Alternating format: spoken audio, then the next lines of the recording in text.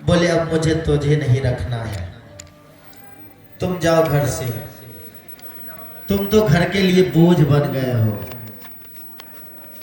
तुम घर से जाओ, तुमसे घर वालों को कोई मतलब नहीं है, जाओ ईश्वर का ही भजन करना, जाओ सारे मंदिर मठ हैं इतने इतने बड़े बड़े, जाओ वहां ईश्वर का भजन करना।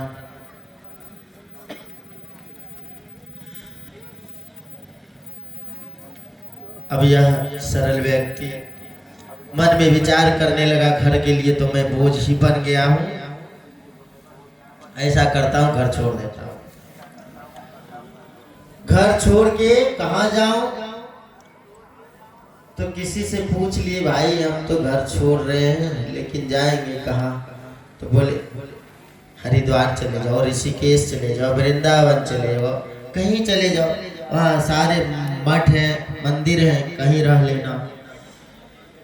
भजनी के लिए तो कहीं मना ही नहीं होता है, जो भजन करते हैं उसके लिए कहीं रहने की कोई मना ही नहीं है। किसी के घर में भी अगर जाके आप कहेंगे जो मैं भजन करूंगा मुझे रहने दीजिए, तो वो भी आपको मना नहीं करेंगे। चले गए वहां हरिद्वार, और हरिद्वार में घूमते घूमते घूमते घूमते एक मंदिर में, मंदिर के गेट के बाहर देखे महंत बैठे हैं, और महंत के दो चार चेले अगल बगल खड़े थे, सारे मोटे तगड़े थे। अब यह सरल व्यक्ति उसे देखा तो सोचा ये तो बड़ी अच्छा है, महंत भी मोटे तगड़े हैं, उनके शिष्य भी मोटे तगड़े हैं, इसका मतलब है इस मंदिर में जो है किसी चीज का दिक्कत नहीं है, भोजन पानी तो मिल ही जाएगा, ईश्वर का भजन करना है, चलो क्यों ना इसी महात्मा से बात करो। और गए महात्मा जी के चरण पे गिर गए, बोले महाराज जी मुझे अपने आप शिष्य बना ले। महाराज जी बोले शिष्य बनने में कौन सी देर, बन जाओ आज ही बन जाओ। तो बोले शिष्य कैसे बना जाए, तो सारी विधि बता दिए, बोले जाओ स्नान करके आना। जैसे ही स्नान करके आए तो गुरुजी अपने आश्रम वाले वस्त्र दिए और कुछ मंत्र दिए, बोले इस मंत्र का जाप करना। तो बोले महाराज जी भोजन पानी की तो दिक्कत नहीं है आश्रम में, बोले नहीं ईश्वर की कृपा से सब कुछ है। बोले कितने पंक्ति लगते हैं, बोले एक दो पंक्ति लगते हैं। बोले महाराज जी मैं थोड़ा लेट तक खाता हूँ, अगर दो पंक्ति में भी बैठे रह जाए तो कोई दिक्कत, बोले कोई दिक्कत नहीं बैठे रह जाना। और वह रहने लगे उसी आश्रम में, खाए पिए ईश्वर का भजन करे। लेकिन एक दुख अगर टल जाती है तो आगे दुख तैयार रहती है। एक दो दिनों के बाद एकादशी आ गया। अब एकादशी के दिन तो मंदिर मठ में सभी महात्मा एकादशी करते हैं, तो भोजन पानी बंद। अब यह कहने लगे, सुबह जगह देखे चारों बगल, अरे आज तो चूल्ही चौका जल ही नहीं रहा है, पता नहीं क्या हो गया। गए गुरुजी के पास, गुरुजी आज तो चूल्ही चौका नहीं जल रहा है, भोजन पानी की व्यवस्था आज नहीं है क्या? बोले अरे तुम्हें एक बात बताना ही मैं भूल गया था, आज तो एकादशी है, एकादशी के दिन हम लोग भोजन नहीं करते हैं, और तुम भी तो अब मेरे शिष्य बन गए हो, तुम्हें भी अब भोजन नहीं करना चाहिए। आज एकादशी है, एकादशी करो। तो वह व्यक्ति कहता है गुरुजी सब कुछ हमसे करवा लीजिए लेकिन एकादशी नहीं करवाइए, क्योंकि आज अगर मैं एकादशी कर लिया तो कल द्वादशी में देख ही नहीं पाऊंगा।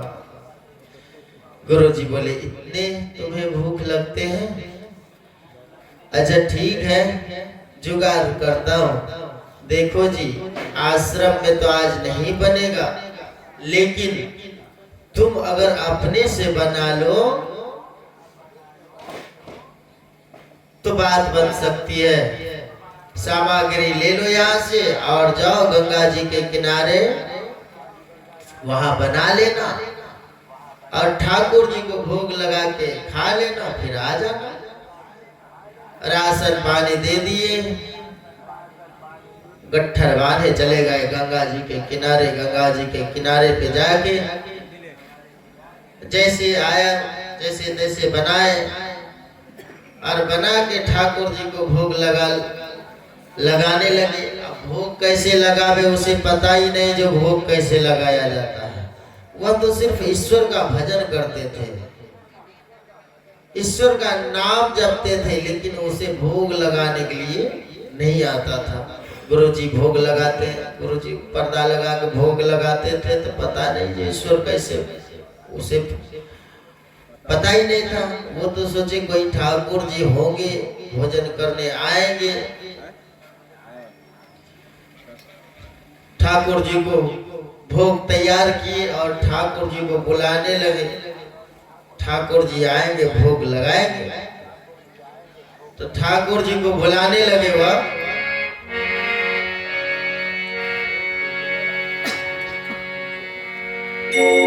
रामा रामा रटते रटते मेरे राम आइए, वो मेरे राम आइए, राजा राम आइए, मेरे भोजन का भोग लगाइए। राजा राम आइए, सीता राम आइए, मेरे भोजन का भोग लगाइए।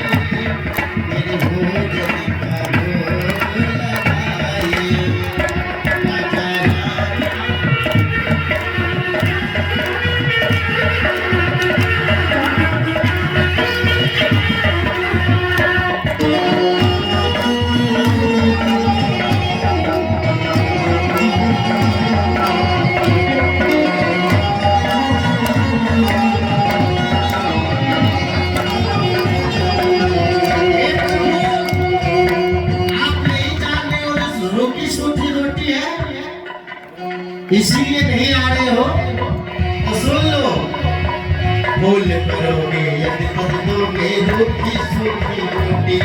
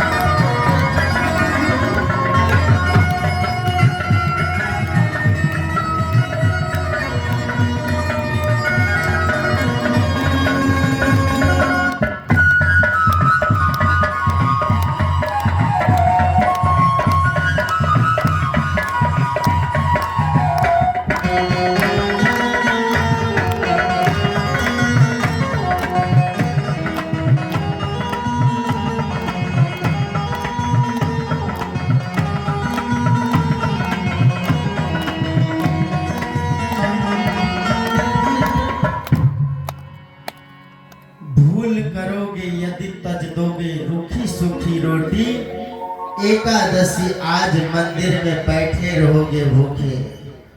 आप अगर ये समझ रहे हो रूखी सूखी रोटी कौन खाने के लिए आए, तो सुन लो, आज मंदिर में एकादशी है, भूखे रह जाओगे। इसीलिए प्रभु आ जाओ। ऐसी अगर करुणा मई आवाज लगाए हुआ तो भगवान को रहा नहीं गया, भगवान आ गए। बलरामचंद्र भगवान की जय। भगवान आए तो जरूर, लेकिन अकेले नहीं आए, लक्ष्मण को साथ लेते आए। यह व्यक्ति, यह सज्जन भगवान को आने से खुश तो जरूर हुए, लेकिन कुछ क्षण के बाद ही दुखी हो गए और दुखी होके कहने लगे, प्रभु ये कौन है? बोले ये छोटे भाई है, ये मेरे छोटे भाई के अनुज है लक्ष्मण जी। बोले लग तो नहीं रहा है, लग तो नहीं रहा है ये भाई है, लेकिन प्रभु अब आ ही गए हो तो पालो। मेरा एकादशी तो आप करा ही दोगे, लेकिन आप इतने अच्छे लगते हो, पालो। भगवान को भोग लगाए, जो बचे अपने खाए और चले गए मंदिर। मंदिर गए, गुरुजी से कहे, गुरुजी आपके ठाकुर जी तो एक नहीं दो दो आए थे। गुरुजी को लगा जो भूखे रह गया होगा इसीलिए कह रहा है। ठीक है, अगले एकादशी दिन से जो है तुम्हें राशन बढ़ा दिया जाएगा। जब अगले एकादशी दिन आए तो फिर राशन, गुरुजी राशन दे दो। तो बोले आज भी गंगा जी जाओगे? बोले जाना ही पड़ेगा। तो राशन ले लो, गुरुजी आज बढ़ा के देना, आपके ठाकुर जी दो दो आए थे। तो राशन बढ़ा के दे दिए। बोले जाओ। गए गंगा जी के किनारा, भोजन बनाए और फिर से वही भगवान को बुलाने लगे।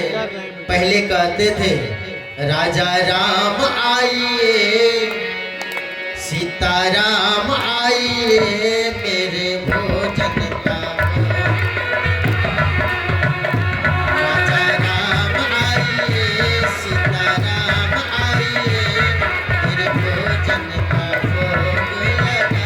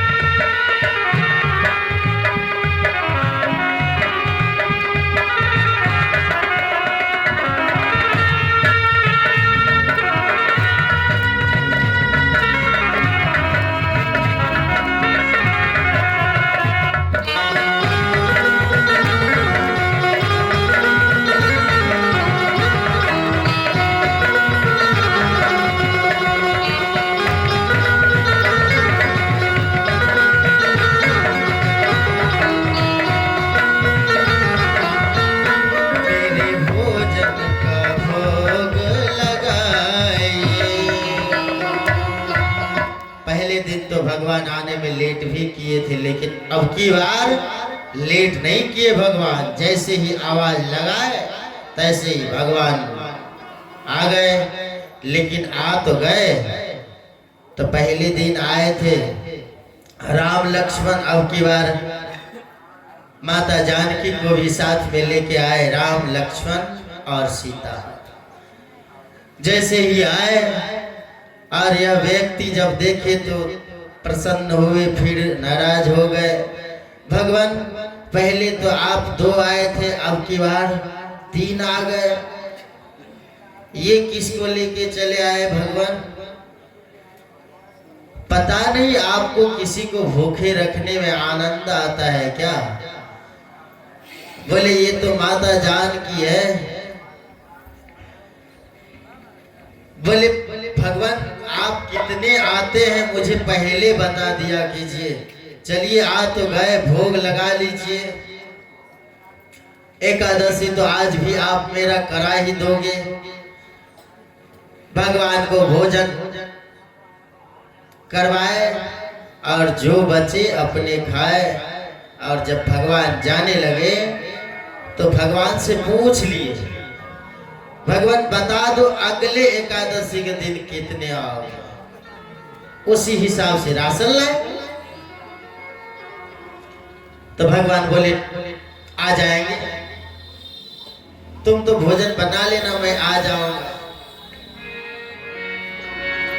स्वागतम गुरुदेव, शरणागतम गुरुदेव, स्वागतम गुरुदेव, शरणागतम गुरुदेव, स्वागतम गुरुदेव, शरणागतम गुरुदेव, स्वागतम स्वागतम स्वागतम गुरुदेव, स्वागतम स्वागतम स्वागतम गुरुदेव, स्वागतम गुरुदेव, शरणागतम गुरुदेव, स्वागतम गुरुदेव, शरणागतम गुरुदेव, शरणागतम गुरुदेव, शरणागतम गुरुदेव। बोले आ जाएंगे, तुम तो भोजन बना लेना। चले गए और गुरुजी को कहे, गुरुजी आपके ठाकुर जी आज एक साथ में जो है और लेके आ गए थे। गुरुजी को लगा ये दिन प्रतिदिन ठाकुर जी बढ़ते जा रहे हैं, इस बहाने से राशन लेते हैं। अगले एकादशी के दिन तो साथ में मैं भी चलूंगा, देखूंगा जो कौन से ठाकुर जी इनके आते हैं। और फिर जब अगले एकादशी तीसरे एकादशी दिन आए तो गुरुजी से बोले, गुरुजी राशन दे दो। और गुरुजी राशन डबल नहीं ट्रिपल करके राशन दे दो, क्योंकि आपके ठाकुर जी पता नहीं आज कितने आएंगे। और गट्ठर बाने, बड़ा सा गट्ठर बाने गंगा किनार लेके आ गए और गट्ठर को रख दिए और बोले आज भगवान को ही पहले बुला लेते हैं, पता नहीं आज भगवान कितने को लेके आएंगे। अगर ज्यादा लेके चले आए तो आज तो मिलना भी नहीं है कुछ, तो जब मिलना ही नहीं तो बनाना क्यों? जब खाने के लिए मिलवे नहीं करेगा तो बनाएंगे कहाँ? पहले भगवान को ही बुला लेते हैं।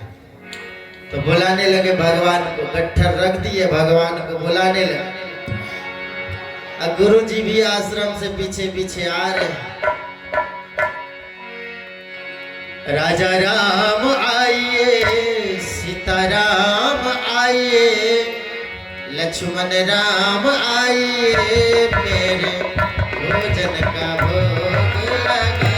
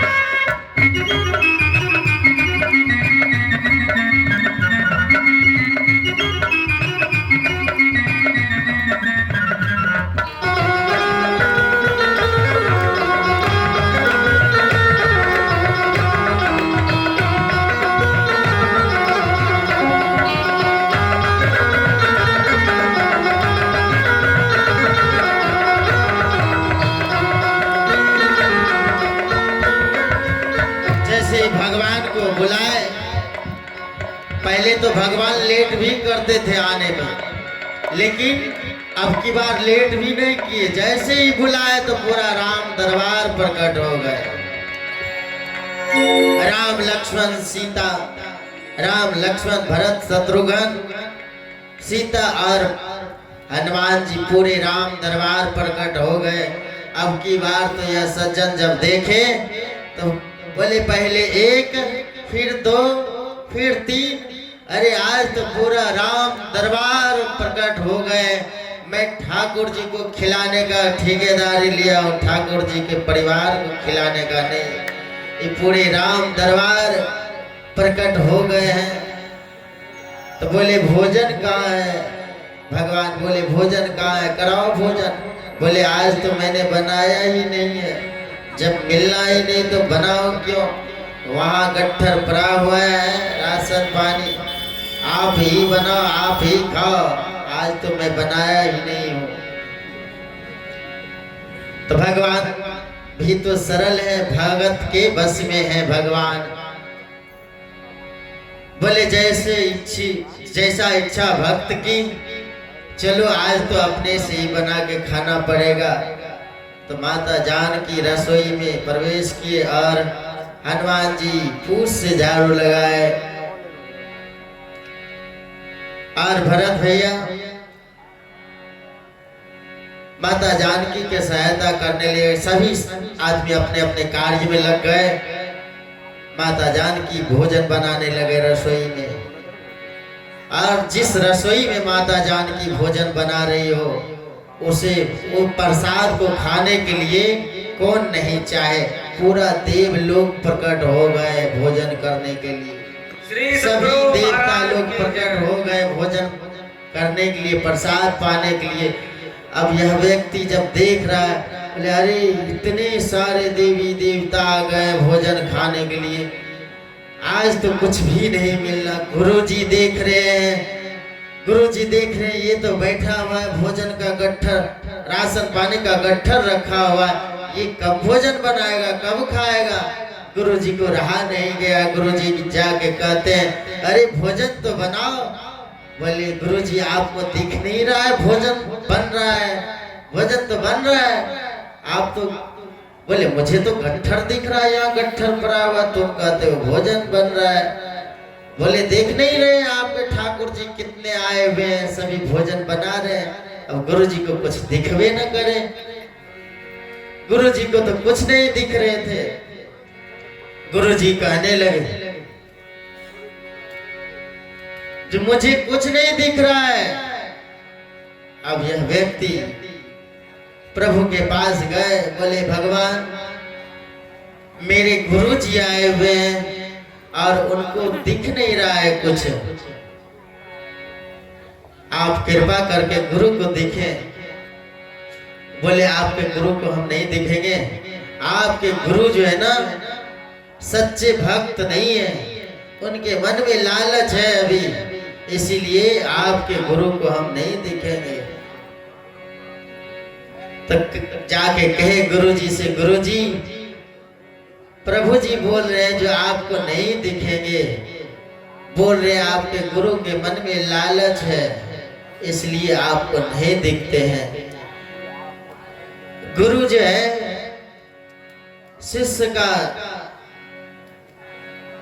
शिष्य को कहने लगे और अपनी करुणामय भाषा में कहने लगे जो प्रभु से तुम जो है अनुरोध करो मुझे भी दिखे। और वह व्यक्ति भगवान के पास गए, बोले भगवान आपको गुरु जी को दिखना ही पड़ेगा। अरे मेरा क्या औकात, मेरा तो आप कुछ खाते भी नहीं है, ये तो गुरु जी का ही राशन दिया हुआ है, जितने दिन मैं लाया हूँ गुरु जी का राशन ला के आपको खिलाया हूँ, इसीलिए आपको गुरु जी को दिखना ही पड़ेगा। भगवान कह रहे नहीं दिखेंगे। और यह व्यक्ति भगवान के चरण पकड़ के रोने लगे, बोले जब तक आप गुरु जी को नहीं दिखेंगे तब तक हम आपके चरण को ही नहीं छोड़ेंगे। अंत में गुरु जी को भी दर्शन दिए सभी देवी देव, और गुरु जी दर्शन पाके धन्य हो गए। प्रसाद बना, प्रसाद सभी देवी देवता लोग खाए और अंत में गुरुजी भी खाए, उनके शिष्य भी, वह सरल व्यक्ति भी खाए। गुरु धन्य हो गए। गुरु बोले आज मैं तो प्रतिदिन जो भोग लगाता था मैं तो रख के फिर लेके उठा के चला आता था, अरे तुमने तो भगवान को खिला रहा था। आज तुम्हारी कृपा से मुझे भी ईश्वर की प्राप्ति हुई, इसीलिए सरल बनने की आवश्यकता है, अपने हृदय में सरलता धारण करने की आवश्यकता है, शांति धारण करने की आवश्यकता है। अगर हृदय को शांत कर लेंगे, मन को शांत कर लेंगे कि भक्ति की रास्ता में आप आगे बढ़ने लगेंगे। शांति स्थिरता को कहते हैं। शांति को जो प्राप्त कर लेते हैं संत कहलाते हैं। तो आइए आप लोग भी शांत अवस्था में बैठ के पूज्य बाबा की प्रवचन को सुनेंगे। अब मैं अपनी वाणी को विराम लेता हूँ। श्री सद्गुरु महाराज की जय। श्री सद्गुरु महाराज की जय। श्री सद्गुरु महाराज की जय। श्री सद्गुरु महाराज की जय। अभी हम लोग उच्च रजनी